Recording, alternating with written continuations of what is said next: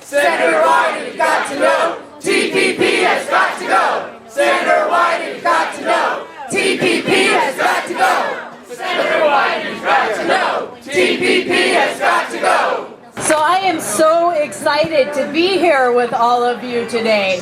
We have labor, we have enviros, we have Food and Water Watch, we have access to medicine groups, all here together working here because you know that the Trans-Pacific Partnership is one of the biggest threats to our economy. Oregon lost more jobs due to trade per capita than any other state in the country.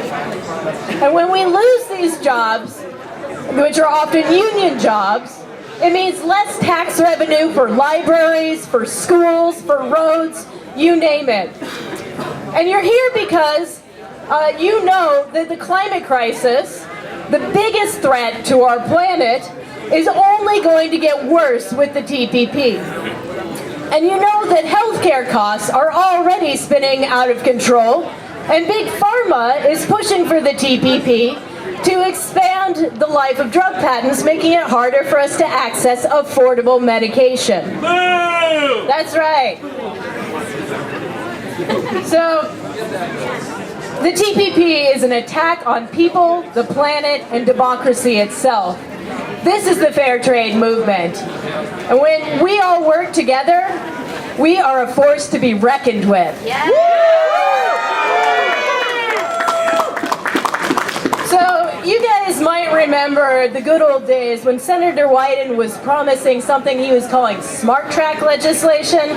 That was forever ago, right? That was like 3 weeks ago, maybe a month ago, something like that. Well, he said that, this smart track legislation was going to be completely different than fast track. Fast track that allows some of the worst job-killing, environmentally damaging free trade agreements to slide through Congress, ignoring ordinary democratic review, amendment, and debate procedures.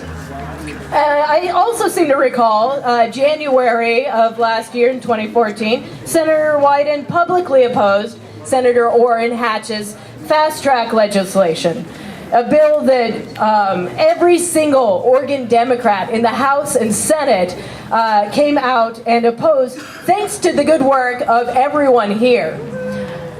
Not a single standing Democrat, in fact, across the country was willing to put their name on Republican Hatch's fast-track bill last year. But unfortunately, that was the good old days. Now Senator Wyden is actively working on with Senator Hatch to reintroduce fast-track legislation when Congress reconvenes in January.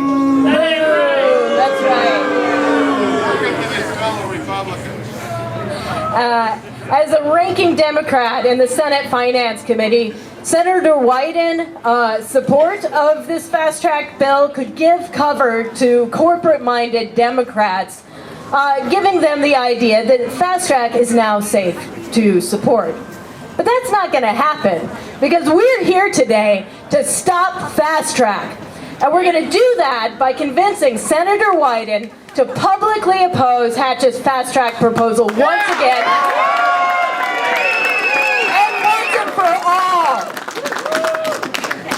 Well, good afternoon. I'm going to use a couple of four-letter words that you'll probably all hate, so bear with me. But I think the senator doesn't seem to hate them. Jobs lost. Yes. Jobs lost is incredible. Out of the manufacturing, out of the pulp and paper industry. How many people here use paper products? It's a little hard. Let me do it the other way. How many do not use paper products? All right.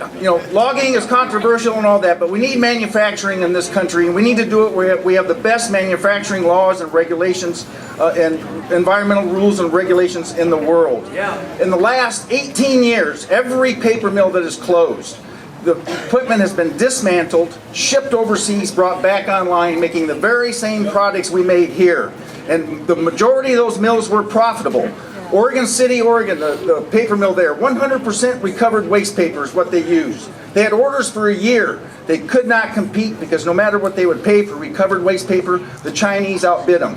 Now out of the United States, 70% of the recovered waste paper that we recycle is shipped overseas. Log exports are at record highs, and so are the prices. We're exporting our coal, we're becoming a third world country, so to speak, on our natural resources and leaving. The Albany mill in Oregon, Weyerhaeuser owned that, it was profitable, it closed, the list goes on. In the last 18 years, every location that is closed and or had layoffs, every worker was approved for Trade Act benefits. And politicians like Wyden somehow think that's good. And to me that's mind-boggling. How could every location get approved for Trade Act benefits, which means you lost your jobs due to these unfair trade agreements? They'll say they create jobs with these agreements. Sure they do, but do the rest of the math. The Department of Labor is quite clear on the amount of jobs that have been lost in the United States, and it's shameful, and it should not be that way. You'll hear them talk about they want to reduce the deficit, right? But they talk about national deficit. How many times have you heard the politicians talk about the trade deficit? Never. Why do we have a national deficit so high? Two main reasons. War and unfair trade. We've lost our jobs, and it's shameful. So with that, Senator, really ought to take a lesson, I think, from the junior senator from this state. It was quite clear. Merkley knows it and gets it. So with all due respect, hopefully the senior senator will learn something from the junior one. Warm militant greetings, Portland! My name is Rosella De Leon, and I organize with PCHIRP, or Portland Committee for Human Rights in the Philippines, and Bayan USA, a national alliance of progressive Filipino organizations fighting for peace and justice in the Philippines. I come from a family of fisher folks and working class immigrants from the Philippines. The worsening Philippine economic condition that forced 5,000 Filipinos to leave the Philippines every day is tied to over 100 years of U.S. occupation in the Philippines.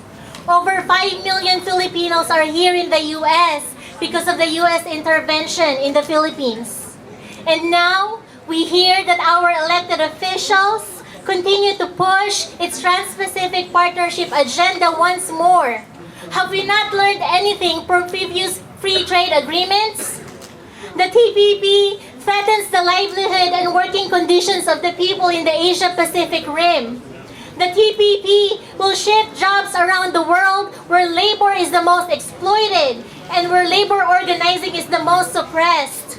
The TPP will destroy the peasant agriculture in the Philippines the same way NAFTA destroyed Mexico's. Yeah. The TPP will keep the capitalists richer while the working class gets poorer. As most of you already know, last year, the Obama administration began pushing the fast track for the TPP.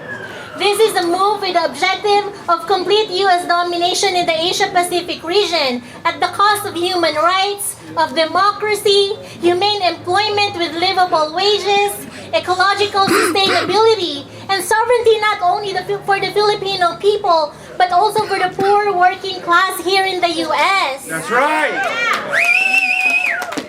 Last year, we also commended Senator Wyden for opposing the fast-track bill. We need to tell him right now, right here, to oppose this again. We cannot afford to sit back and allow the lawmakers to decide on the fate of the millions of immigrants and workers through anti-worker agreements like the TPP. No. Today, we continue to resist U.S. imperialism, and we continue to assert the right of the Filipino people for a truly independent nation by joining the organizers and supporters of the Oregon Fair Trade Campaign. We join with all oppressed peoples around the world in building the broadest international solidarity against TPP. Long live international solidarity! Senator Wyden, you got to go! The TPP has got to go! Senator Wyden, you got to go! TPP has got to go! My name is Julia. I'm the Northwest organizer with Food and Water Watch, and we are an international group actually. We work all across the globe on issues that are connected to free trade policy. It's really terrible. People are suffering all across the globe due to really bad trade policy. No one benefits from these kinds of laws. And there's no evidence from the past trade policies that this is going to be any better with TPP.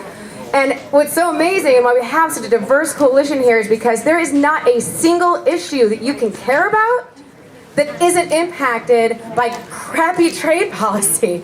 So if you care about anything, that's probably why you're here, because anything you could possibly care about is threatened by this policy. Food and Water Watch has fought hard to get bans on fracking in communities across the United States. This is locally made decisions against major, well-funded gas companies that do not want these people to stand up for themselves. There are communities in Colorado that have been sued by their governor for saying no to fracking. They are strong. These people are standing strong. They're taking a stand against something that is destroying their communities and their livelihoods and their drinking water. And that kind of democracy can just go away if we pass these kinds of really terrible trade agreements. And especially if we pass it by using a really ugly tool like Fast Track, where members of Congress just completely let go of all of their power. We elected them to represent us, not to bow down to corporations and screw us over. Our environment, our jobs, our quality of life, climate change, every major issue that affects every human being on this planet is something that gets impacted by, in a very negative way, these terrible trade policies.